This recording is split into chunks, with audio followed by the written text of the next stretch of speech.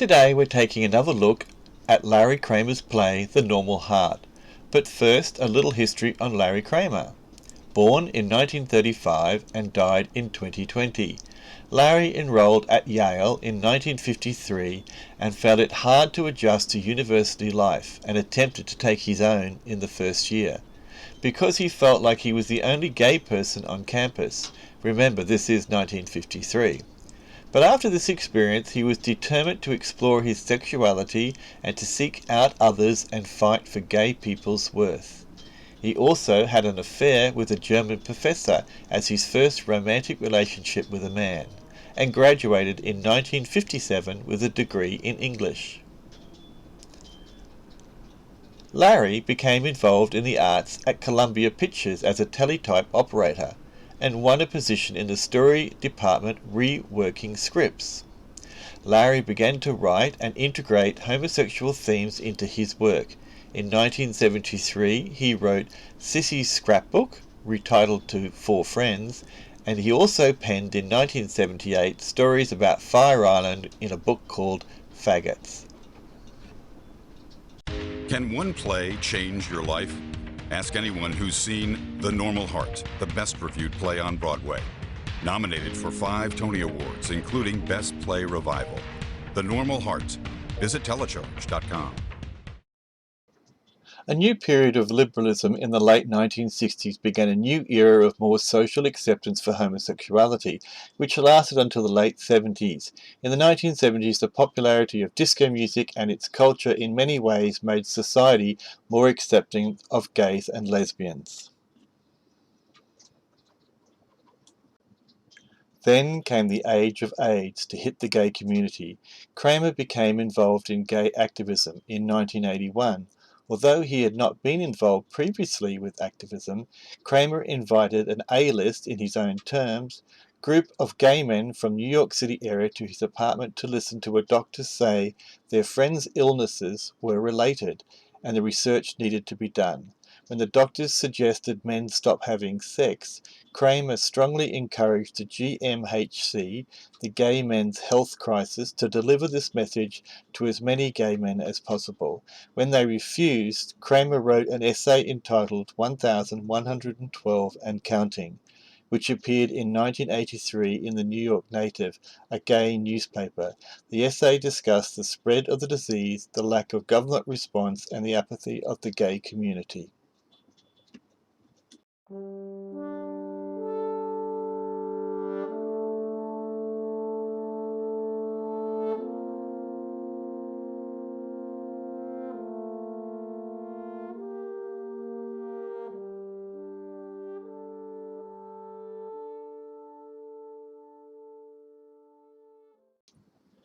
Kramer grew frustrated with the bureaucracy paralysis and the apathy of the gay men to the AIDS crisis, and wished to engage in further action than social services that the GMHC, Gay Men's Health Crisis, provided.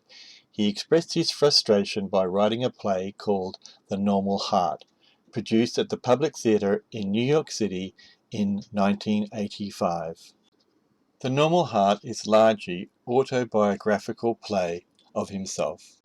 It focuses on the rise of HIV/AIDS crisis in New York City between 1981 and 84, as seen through the eyes of writer-activist Ned Weeks, the gay founder of the prominent HIV advocate group. Ned prefers loud, public confrontations to the calmer, more private strategies favoured by his associates, friends, and closeted lover Felix Turner. Their differences of opinion lead to frequent arguments and the threat to undermine their mutual goal. Ned struggles to pull together an organization focused on raising awareness about the fact that an unidentified disease is killing off an oddly specific group of people, gay men, largely in New York City. Dr. Emma Bruckner, a physician and survivor of polio, is the most experienced with this strange new outbreak and bemoans the lack of medical knowledge on the illness, encouraging the abstinence of gay men for their own safety, since it is unknown yet even how the disease is spread. Ned, a patient and a friend of Bruckner, calls upon his lawyer brother Ben to help fund his crisis organization. However, Ben's attitude towards his brother is to give merely passive support, ultimately exposing his apparent homophobia. For the first time in his life, Ned falls in love, beginning a relationship with New York Times writer Felix Turner. The increasing death toll raises the unknown illness, now believed to be caused by a virus, to the status of epidemic. Though the press remains largely silent on the issue, Ned next looks to Mayor Ed Koch's administration to aid and offer financing to research more about the epidemic that is quickly killing off hundreds of gay men, including some of Ned's personal friends.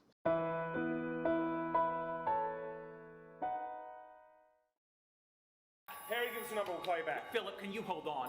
Graciela, you tell Senor Hiram I've been holding for Diaz Minutos, and he called me. See. Do you know where St. Vincent's is? You get your ass there fast. I'm going to send you a crisis counselor later today. Like, I know you're scared, honey, but just get there. Call him back! Mickey, do we have a crisis counselor we can send to St. V's around 6 o'clock? No. Shit. Hiya, how you doing? Hi, boss man. It's Kessler in San Francisco. Louder, Harry, it's a madhouse in here. None of the volunteers showed up. Mystical. Oh dear. No kidding. Oh dear. Ned's not here yet. The mayor of San Francisco has just donated $4 million to their organization. We still haven't met our mayor yet. We met with his assistant about 4 months ago. The 1985 New York production was produced by Joseph Papp and directed by Michael Lindsay Hogg. The play opened off-Broadway at the Public Theatre in April 1985 and ran for 294 performances. The original cast included Brad Davis as Ned, D.W. Moffat as Felix, David Allen Brooks as Bruce Niles, and Concetta Tomei as Dr. Emma Bruckner. Joel Grey later replaced Davis in the run.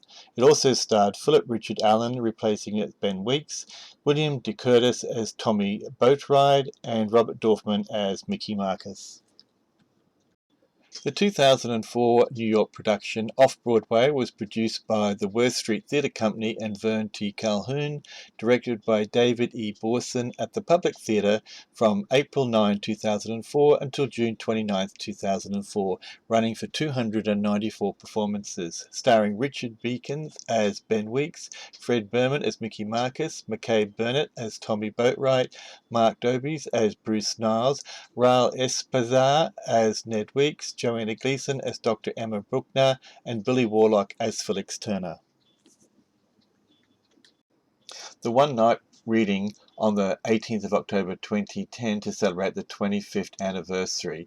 Cast included Glenn Close, Victor Garber, Jason Butler-Hana, John Benjamin Hickey, Joe Mantello, Jack McBrainer, and Patrick Wilson.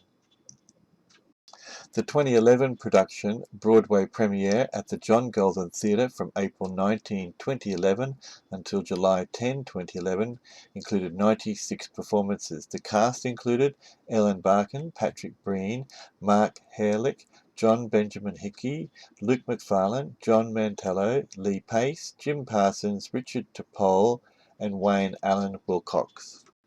The 2014 movie.